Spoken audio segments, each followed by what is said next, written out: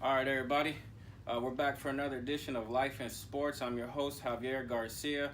I got a really special guest with me today. We're gonna bring you something a little different, something aside from all the NBA playoff talk.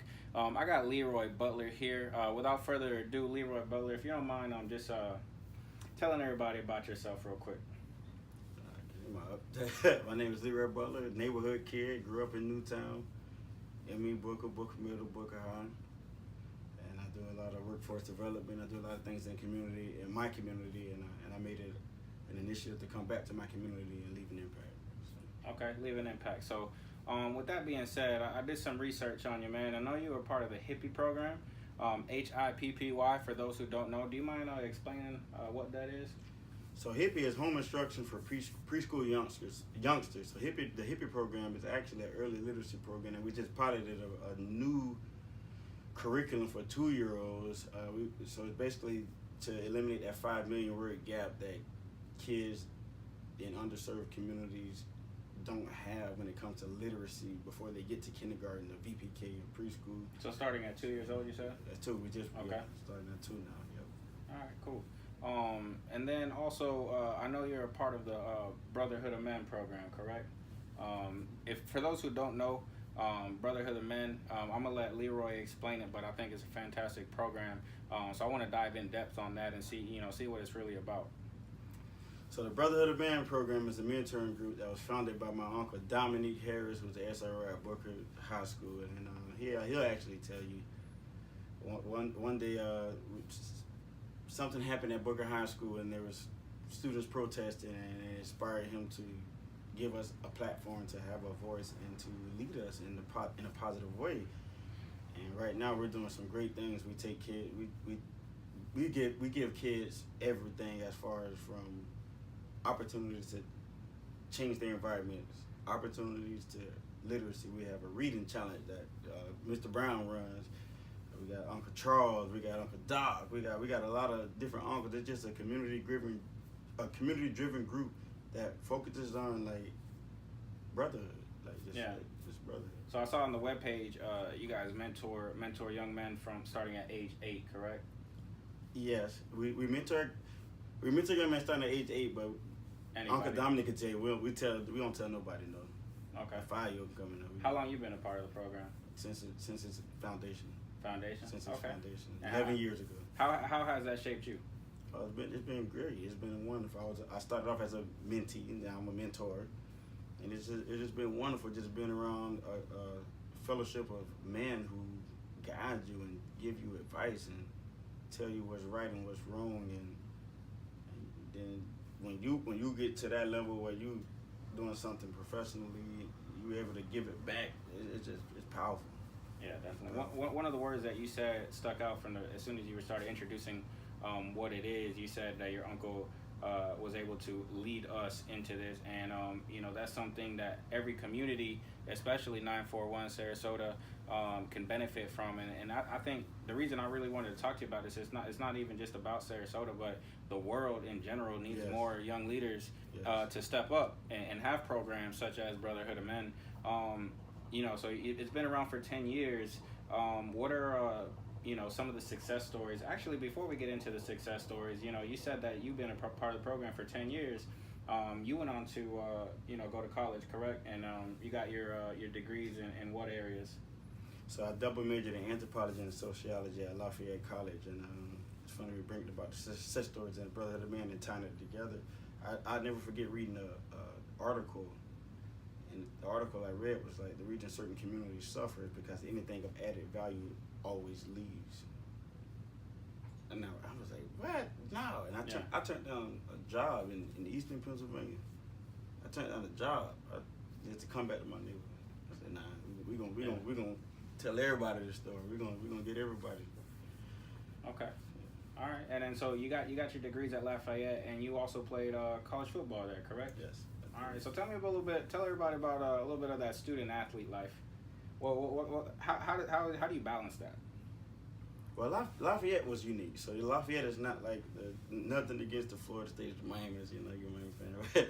Nothing against Florida State Miami, but Lafayette is unique. You got to be able to think to go to Lafayette, and with Lafayette, it's very stressful academically. Okay. Okay. Like it's stressful. It's stressful. Like it's times I want to call my mom, come get me. Yeah. I can't do it. But you just gotta just fight through it. You gotta fight through it. Education is the key. And if it wasn't for my educational foundation with literacy and being able to read and not struggling academically, I wouldn't have been able to survive Lafayette. Okay. And that's for every kid that's going to school. Read. Read. Yeah, absolutely. Now back to the impact that it's had on some young gentlemen in your program. Can you go in depth on a little bit about who the program has benefited from it? Some of these young men. Okay. We got right now we have this kid in the Quantez who's just special. He's been a part of Brotherhood of Men since he was a kid, and he's going to Morehouse University, and he's just special. He's just a brilliant, smart kid, and he's gonna leave an impact on this world, and he'll tell you to this day, Brotherhood of Men. Carlton Shelley, he'll tell you, Brotherhood of Men. Sean Bain Jr., he'll tell you, Brotherhood of Men. Sean Bain, you said he's playing football somewhere? At Northwestern, I don't want to mispronounce it, but yeah, he playing college ball, but yeah, he'll tell you, Brotherhood of Men. Cool. And you mentioned someone else earlier, someone playing out in California. Oh, Shaky. All right, that was just Booker Nation. That was Okay. All right, that's cool. So this program not only has shaped you, it's shaped young men. And like we said earlier, what we're looking for is to hope, instill this culture into not just anybody who's viewing this, but parents. If you got, any kids that could benefit from something like this, please reach out. Please reach out to me. Message me. I'll get you in touch with who you need to talk to. Leroy, how can they get a hold of you if they wanted, to be a part of this somehow? Tell them to reach out to you, and they can get in touch with me. All right, let's do it. Absolutely. You call me the plug then. Besides, I respect everybody's sports opinion. You mentioned something. I gotta give you a little bit of shit here. You mentioned on a comment something about Derwin James during football season about being the next Sean Taylor. And that's probably one of the most absurd things I've ever heard. I've heard, the crazy part is I've heard it a few times. How do you have the audacity to say something like that? Mr. Derwin can't make an open field tackle James. How does that? How you come about that, man? And he was a stamper. I was watching Derwin when he was Derwin from Haines City, Florida. Yeah. And I remember Derwin. So, and I remember watching him like, man, he got the right attitude. He can't move. Yeah. He can't move that way. Yeah, no, he'll lay it. He'll hit you though, but yeah, he ain't gonna be he could have been if the NFL wasn't what it was today, where it was so you can't touch anybody. Derwin James could have possibly been an next Sean Taylor. Safe to say he's more Taylor Mays than Sean Taylor. Yeah. That's it. Taylor Mays, but Taylor Mays on the steroid. Yeah, big dude, man, big dude. So I know you were able to see these finals. What do you think about LeBron, KD, this whole situation about joining super teams and all that? Where you stand with that? I think LeBron James, Kurt Cobain himself. I think he created a trend that ended up killing him. KD went to a 73-win team after he came back and won three in a row and beat Golden State Warriors. So he started this whole trend of building power teams. Now LeBron James still the best player in the world. Even if it was like the Jordan, LeBron. I don't know too many people played in 8 consecutive. Yeah, the debate's been getting kind of played out, to be honest.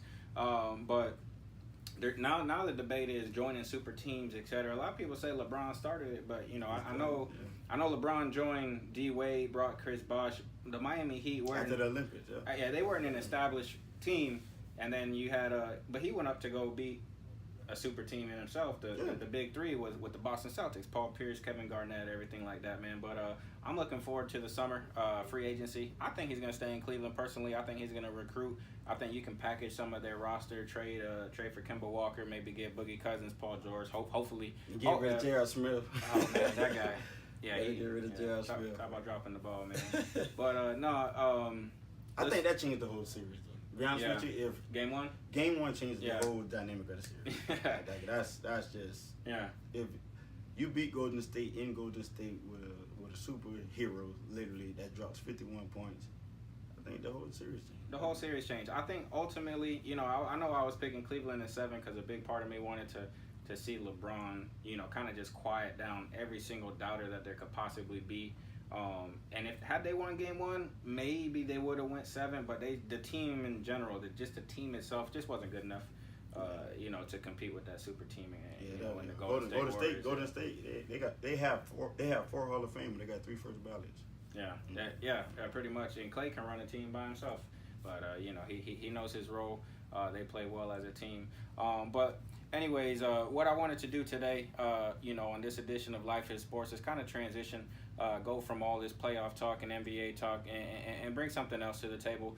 Let everybody know about some things that are going on, not just in the community, but I know they're going on in other places, but the impact that this stuff has, Brotherhood of Men, the hippie program, somebody like Leroy Butler, he said earlier, and I mentioned again, leadership. There's not enough leadership, you know, within all our communities, and so, you know, it's up to everybody to step up and make an impact on all these kids' lives. You know, whether you have kids or not, your families, they have kids, you know what I mean, and you know, being a leader, being somebody that they can look up to, you know, it can't go, you know, you can't mention it enough how important it is for these young people to have leaders such like Leroy in their lives. So this is another edition of Life in Sports. Leroy, you got anything to say to the audience? Booker Nation, Newtown, Brotherhood of Men. Same thing I bring everywhere I go. Tornado Pride. Booker Nation, Newtown, Brotherhood of Men. All right, you guys tune in. Gonna have another edition of Life in Sports in a week. Hope you enjoyed what you saw today. Thank you, Leroy, for coming on the show. Hey, I appreciate you, man.